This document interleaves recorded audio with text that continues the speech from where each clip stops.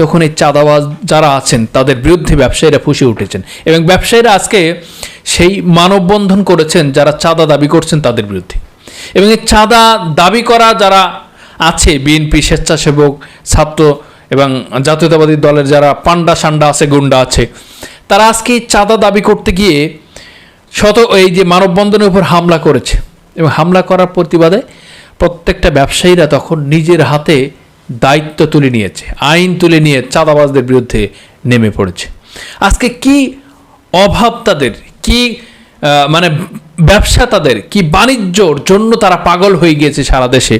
তারেক রহমান এসেছে, তারা এক একজন মানুষের কাছ থেকে 10,000, 20,000, 5,000 করে টাকা নিচ্ছে, এইটা করতে হবে, ওইটা করতে হবে, এটা দিতে হবে, দিবা না মানে আগামীর ক্ষমতায় আমরা তোমাকে দেখে নেব। কিন্তু এই ধরনের ভয় ভীতি দেখিয়ে মানুষকে এত নাবিশ্বাস তুলে ফেলেছে, একজন সাধারণ মানুষকে, একজন ব্যবসায়ীকে, একজন মানে ফুটপাতের দোকানদারকে এত বড় খারাপ কাজে লিপ্ত হয়েছে তারা, যে বাংলাদেশে ফ্যাসিস্ট ছিল তারা মনে করতে হয়তো ভালো ছিল, এখন চাঁদাবাজরা এখন সেই কাজটি করছে, মানুষকে একবারে ক্ষমতায় আসার আগে তারা পাগল করে দিচ্ছে। সুতরাং এই বিষয়টা নিয়ে বাংলাদেশের মানুষ কেন এত সক্রিয় হলো? এতদিন হয়নি কেন, এখন হচ্ছে কেন? এখন হওয়ার একটা কারণ আছে। বাংলাদেশের দুইটা দল হয়েছে, একটা হাদি গ্রুপ, সেখানে জামাত, শিবির, এনসিপি, চরমনাই সবাই আছে, আরেকটা হচ্ছে ভারতের আগ্রাসনের পক্ষের গ্রুপ, ভারত গ্রুপ, মানে ভারতকে খুশি করলে যে যে কাজ করতে হবে সেটার পক্ষে। সেখানে বিএনপি আছে, জাতীয় পার্টি আছে এবং তার সাথে অঙ্গ সংগঠন যারা যোগ দিয়েছে, তার একটা সহ সেখানে আছে।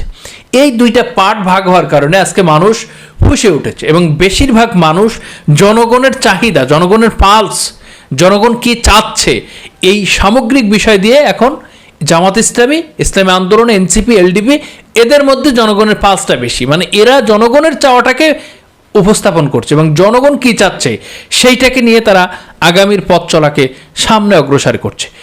এই বিষয়টা কেন্দ্র করে জনগণকে যখন বলা হচ্ছে জামাত ইসলামের পক্ষ থেকে যে চাঁদা আমরা কাউকে নিতে দেব না, চাঁদা আমরা নিব না, এই প্রতিজ্ঞাবদ্ধ হয়ে দুর্নীতিকে লাল কার্ড দেখাতে হবে, এই বিষয়টা নিয়ে সামনে নিয়ে যখন স্লোগান নিয়ে সামনে এগোচ্ছে জামাত ইসলামী, যে চলো সবাই একসাথে দেশ গড়ি, এই বিষয়টা নিয়ে, এই স্লোগান নিয়ে, এই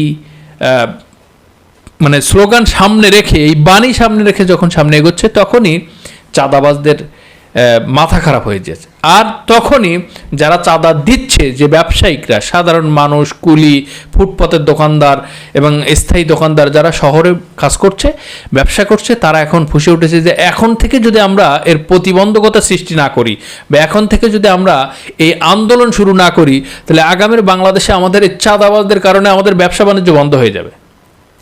এই সামগ্রিক বিষয় নিয়ে আজকে বিএনপির বিপক্ষে যে মাঠে নেমেছে, এটার মূল কাহিনী হচ্ছে তারা যখন সংবাদ সম্মেলন করতে এসেছে তখন বিএনপির পক্ষ থেকে সেই চাঁদাবাজ, গুন্ডাবাজরা এসে সেখানে হামলা চালিয়েছে। হামলা চালানোর পরে যেই সংবাদ সম্মেলন চলছিল, এখান থেকে বাঁশের লাঠি হাতে নিয়ে তিতুমিরের মতো শুরু করে দিয়েছে।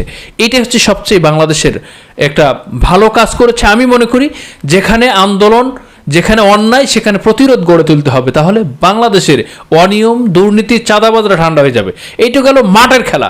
এরপরে আছে ঘুষ বাণিজ্য, অর্থ বাণিজ্য, সরকারি বিভিন্ন প্রোটোকল সিস্টেমের বাণিজ্য, সকল কিছুর বিরুদ্ধে আপনি আমি যখন রুখে দাঁড়াবো, তখন বাংলাদেশ একটি সুন্দর সাময়িক এবং মানবিক সমাজ ইনসাফ প্রতিষ্ঠান গড়ে উঠবে বাংলাদেশ।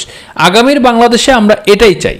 বাংলাদেশ চাই একটা নিরপেক্ষ সরকার, একটা ইনসাফ প্রতিষ্ঠিত হোক, ন্যায় বিচার কায়েম হোক, চাঁদাবাজ মুক্ত, দখলবাজ মুক্ত, দুর্নীতি মুক্ত একটা সমাজ গঠন হোক, শহর বন্দর সব জায়গাতে।